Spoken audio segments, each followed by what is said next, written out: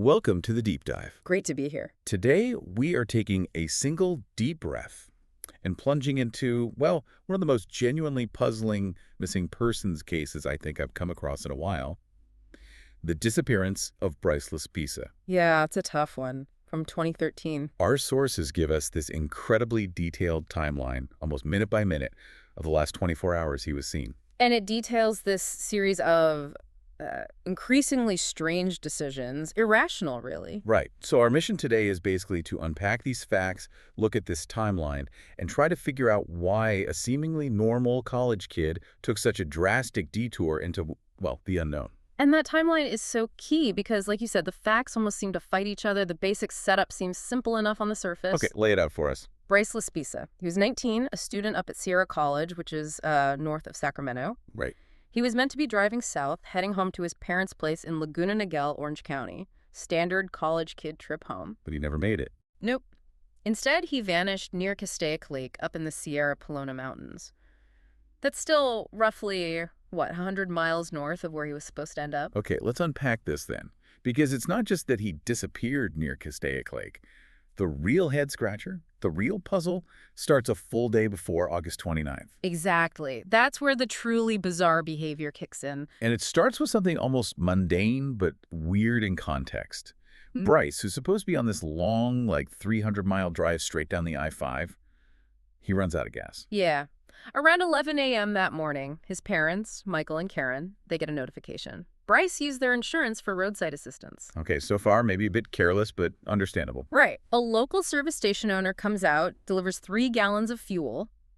Problem solved, you'd think. You would think. But, and here's the first really fascinating bit, the problem wasn't solved. Not even close. Hours go by. Hours.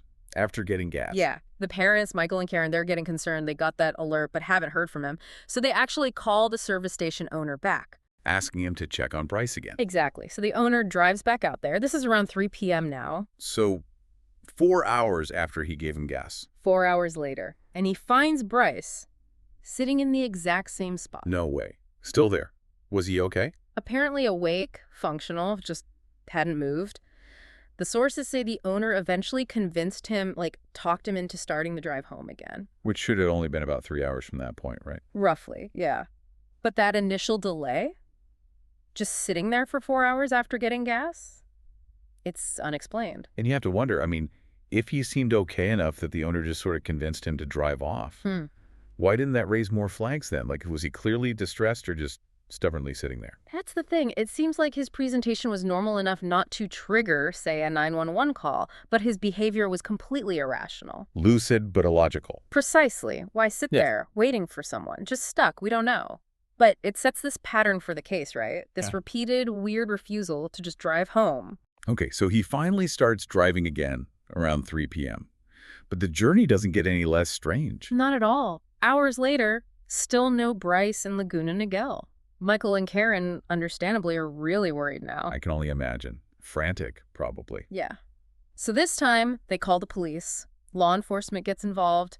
They manage to track his phone's location. And where was he? Had he made progress? Barely. They found him just a few miles down the road from where he'd been stopped for those 4 hours, just pulled over again. Come on. What was going on? And here's where it gets even more complicated for any easy explanation, like maybe he was drunk or high. What did the police find? So when the officers approached him, their report, according to our sources, specifically noted Bryce seemed lucid and friendly. Lucid and friendly. Again? Yep. No obvious signs of intoxication, distress, nothing like that. And crucially, they checked the car. No drugs, no alcohol found. Okay, hold on. If he's lucid and friendly, coherent, why are the police having to find him? And why did they apparently have to convince him to call his parents and get back on the freeway? It doesn't add up. Exactly. If you're fine, you just drive. You call your worried parents. The fact that intervention was needed, despite him seeming okay, is central to the mystery. So he's acting erratically, delaying constantly, but presenting as clear-headed. It's baffling. Totally baffling. So after the police talk to him, urge him on, he does get back on the I-5, supposedly heading south towards home again. Finally. But then The last known contact. This is around 2 a.m. now, Friday, August 30th. So this is almost 15 hours after he first ran out of gas. 15 hours to cover what should have been maybe 5 or 6 hours total driving? Pretty much. He calls his mother, Karen. Okay, what did he say? He told her he was finally pulling off the road, said he was too tired to keep driving and needed to sleep. Pulling off to sleep. Okay, that sounds almost normal, finally. Maybe he just needed rest. You'd think. And that 2 a.m. call, that's the last time anyone we know of actually spoke to him. But we have something else, right? Physical evidence. We do. Just 15 minutes after that call to his mom. Around 2:15 a.m., security camera footage. What did it show? It captured his car, a Toyota Highlander, pulling off the highway, but not onto, like, a normal rest stop ramp. Oh, where then? Onto an access road, Main Divide Road near Castaic Lake. Okay, wait. Castaic Lake, that's north of L.A., right? In the mountains. Correct. Northwest of L.A., quite a ways north of Laguna Niguel. If he'd just stayed on I-5 south, he should have been home hours ago, or at least much further south. Why pull off there? That's not on the way home. Exactly. He wasn't just pulling over because he was tired. He was pulling over onto a remote mountain access road, having completely bypassed the area where his family lived. He was actively going the wrong way, or at least off the path. And that specific road, it leads deeper into the mountains, doesn't it? It does, into the Sierra Pelonas, not somewhere you just accidentally end up if you're trying to get to Orange County. So that 2:15 a.m. footage, Yeah. him turning onto that access road, that's the last confirmed sighting of Bryce Laspisa. That's it. That detour is the crucial moment. It shifts from him just delaying the trip to actively, it seems, abandoning the route home. Why take that turn? If you're just tired, you find a Starbucks parking lot, a rest stop, something lit, right? You'd think so. Not a dark mountain access road. What was the motivation there? That's a huge question. Whatever happened after that turn led directly to the discovery a few hours later. That's right. Early morning, still dark, August 30th. California Highway Patrol gets a call. They find his Toyota Highlander. Where exactly? Near the lake. Near Castaic Lake, yeah. Off that Main Divide Road, access road he was seen turning onto. It wasn't parked neatly. How so? What condition was it in? It was damaged. The sources describe the rear window being shattered, completely gone. Shattered, like in an accident. It looked that way. Maybe front-end scrapes, too. Some reports suggest it might have gone down a small embankment or incline off the road. Not like a major crash, maybe, but definitely not just parked. It suggests an impact. Okay, so maybe he crashed, got disoriented. That's one theory. Yeah. But, and this is the part that just throws everything sideways, what they found inside the car. What was inside? His phone, his laptop, and his wallet. His wallet with ID and cards. Everything. ID, credit cards, cash he might have had, all just sitting there inside the locked car. Bryce himself, nowhere. Whoa, okay, wait. If you crash, even minorly, and you're scared or disoriented, Yeah. what's the first thing you grab? Your phone, right, to call for help. Or if you're running away from something. Yeah. Or someone. Yeah, You take your wallet, your ID, your money. exactly. Leaving all of it behind. Phone, wallet, laptop. It makes the act of leaving the car seem incredibly sudden. Or extreme. Maybe unplanned, maybe very planned. It contradicts the idea of just wandering off confused from a minor bump. It's the ultimate contradiction. It must have been absolutely horrific for his parents, waiting for him to show up, and instead, it's the CHP at the door. Telling them the car's been found, damaged and empty, not their son arriving home. Just devastating. So the investigation kicks off immediately. What do they do? Well, given the location near the lake, the immediate fear was that he'd somehow ended up in the water. So they search the lake? Yeah, divers went in, they dredged parts of Castaic Lake pretty quickly, but found absolutely nothing, no sign of Bryce. Okay, so not in the water, it seems. What about on land? It's rough terrain up there, right? Very rugged, canyons, thick brush, not easy search country.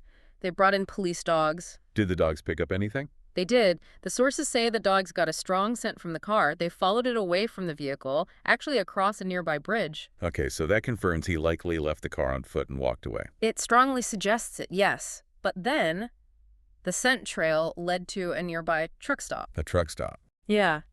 And right there, at the truck stop, the trail went completely cold.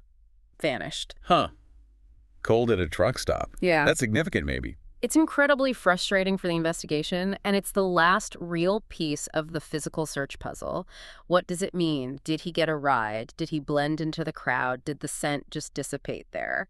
So let's just recap the core facts here. We've got this bizarre 15-plus hours of delays and strange behavior, even though he seemed lucid to police. Right. Then the diversion onto a remote mountain road, miles from his route home. Then the damaged car rear window shattered, suggesting an impact or event of some kind. Followed by the discovery that his phone, laptop, wallet, everything you'd take was left behind inside the locked car. And finally, a scent trail leading away from the car, across a bridge, but just stopping dead at a truck stop. It's like every piece of evidence points in a different direction. So how do you even begin to interpret that? What are the main theories the sources point to? Well, you've basically got two competing lines of thought, maybe three if you include foul play, though there's no direct evidence of that. Okay, what's the first one? Interpretation 1. Bryce was suffering some kind of acute mental health crisis. Something broke inside him. In that state, maybe objects like phones and wallets lose meaning. He has some kind of incident with the car, maybe minor, maybe self-inflicted, and just walks away, disoriented, into the wilderness. Which tragically could point towards him getting lost, succumbing to the elements, or even suicide. That's the grim possibility with that interpretation, especially given the remote location initially. Okay, what's the other main interpretation? Interpretation 2 leans into the lucid descriptions and that truck stop ending. It suggests that maybe Bryce, for reasons unknown, made a conscious decision to disappear. To leave his old life behind. Potentially. He intentionally leaves his ID, phone, all connections to his past identity in the car. The car damage might be incidental or maybe even staged to look like an accident. He walks away, reaches the truck stop. And gets a ride. Meets someone. Just disappears into the anonymity of the road network. Exactly. The truck stop implies potential mobility, connection, a way out. Not just wandering lost in the hills, it fits with a deliberate plan to vanish. So one theory points to disorientation and tragedy, the other points to a calculated choice. And the evidence we have, it supports aspects of both. The damaged car and remote location lean towards crisis or accident. Leaving the valuables in the trail ending at a hub like a truck stop leans towards a deliberate act. Which is why it's still unsolved. The pieces don't quite fit into one neat picture. Precisely. You have this timeline filled with conflicting data points, lucid and friendly, yet making irrational choices. Damaged car, but valuables untouched. A walk into the wilderness that ends. At a place designed for travel. It leaves us with this image, doesn't it? Yeah. A young man, deemed coherent hours before, who methodically, or perhaps chaotically, dismantled his own journey home. He steps out of his car, leaves his identity behind, and walks towards a truck stop, and then just evaporates. No trace since. So, given that Bryce was seen acting strangely for hours, but was described as lucid, friendly, and unimpaired shortly before he vanished, the question maybe isn't just, where did he go? What's the real question, then? Maybe it's what happened in that short window between the security camera, seeing him turn onto that dark access road at 2:15 a.m., and the discovery of his damaged, empty car hours later. If he was seemingly okay just before, what could have occurred in those few hours in that remote spot to make him abandon everything, his car, his phone, his wallet, his entire identity? Was it a choice he made, or was that choice somehow made for him? A deeply unsettling thought to end on. It really is. Thank you for joining us for this deep dive.